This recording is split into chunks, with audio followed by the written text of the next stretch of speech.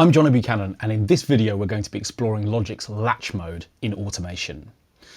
What latch mode allows you to do is to introduce a parameter to your arrangement. Sometimes Logic synths or effects are really deep. There are absolutely long lists of parameters, and finding one in order to be able to draw in nodes of automation data is long and complicated. In those instances, it's much easier to use latch mode to find the parameter that you want, make an adjustment to it, and actually draw that automation data in real time. Here's what I mean. Let's just have a listen to this piece that we're working on at the moment, and then we'll see how we can use latch mode to enhance it.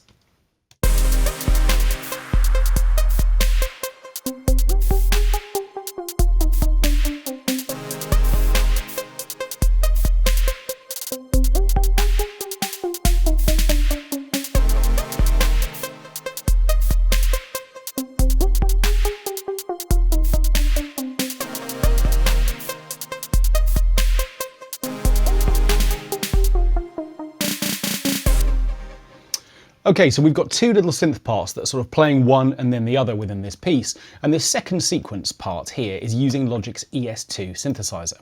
Let's just open this up. Even by looking at the interface for it, you can see it's a deep, really involved instrument. And if we open up Logic's automation mode by pressing A, we can see that that's particularly true if we want to start automating its parameters. Where it says volume at the moment, the default choice within Logic when you first open up automation data. If I click here and come down to the ES2, we can see straight away that in these assorted lists of parameters, there are lots of options.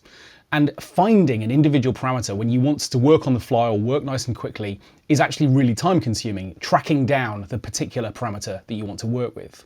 So under these circumstances, what I want to do instead, let's just solo this part so we can hear it individually, is to play with the interface to find the parameter that I want to work with and then introduce it into Logic's automation.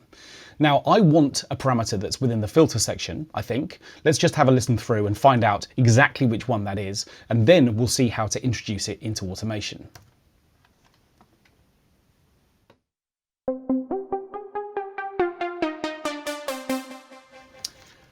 So this is the parameter that I've got in mind, but you can see at a glance that there are actually two filters within this instrument. So finding out exactly which cutoff frequency this is and which filter it relates to is going to be much less intuitive if I have to go and find this particular dial within a list of parameters. So instead what I'm going to do is to come down to the track on the left-hand side over here and to select latch mode. Now what latch mode lets me do is to pick up any parameter. When I press play, when I now move this parameter a second time, we'll see it being introduced into the arrangement so that it becomes part of the track. Let's do the same thing again and we'll see an automation line being created for us in real time.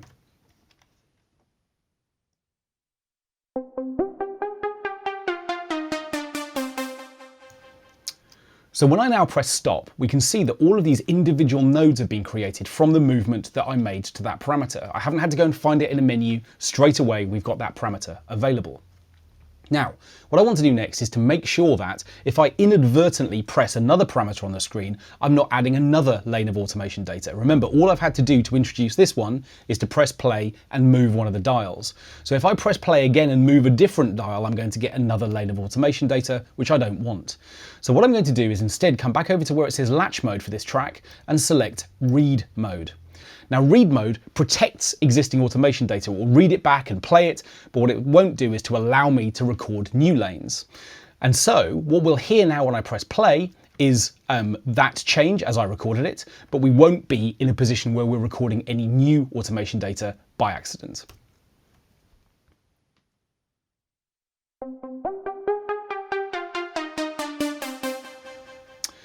Now that lane sounds pretty good to me, but if I had introduced this parameter but not quite captured the performance of playing back that parameter as I'd wanted it to, no problem. What I can do is actually simply move points around or create new ones. Let's close the interface for a second and we'll see exactly how this works. So by clicking on this automation line, I can create as many nodes or points as I like. So over here, I'm just sort of experimenting with what it might be like to create a point from scratch. But what I can also do is to take an existing point and simply drag back over the ones that exist already, effectively erasing the line that I've created. And what what that allows me to do, of course, is to sort of start again from scratch. If I hadn't quite reached the top of the filter in the way that I wanted to, I could simply just use the fact that I've now introduced this parameter as a means to finesse that line and create exactly the shape that I want. Let's have a listen to that.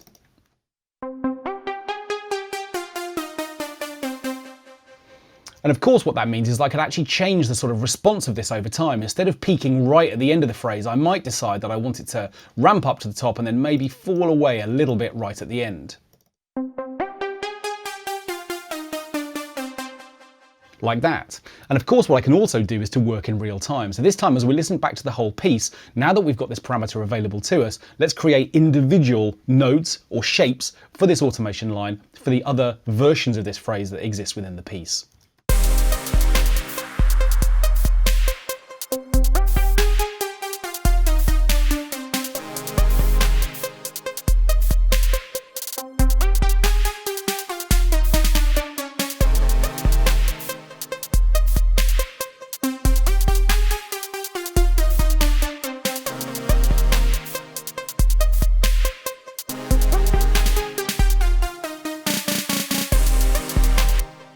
So you can now see that even though we've got the same phrase, we've got 4 separate lots of automation data, which is just giving each one of those its own shape.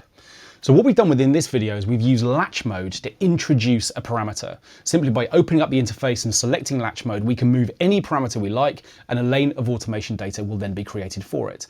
And if you nail the performance of that, then great. But if not, we've also seen within this video that we can erase automation data simply by taking an existing point and dragging it in either direction to erase the line that you've created. And then you can write your own lines over the top.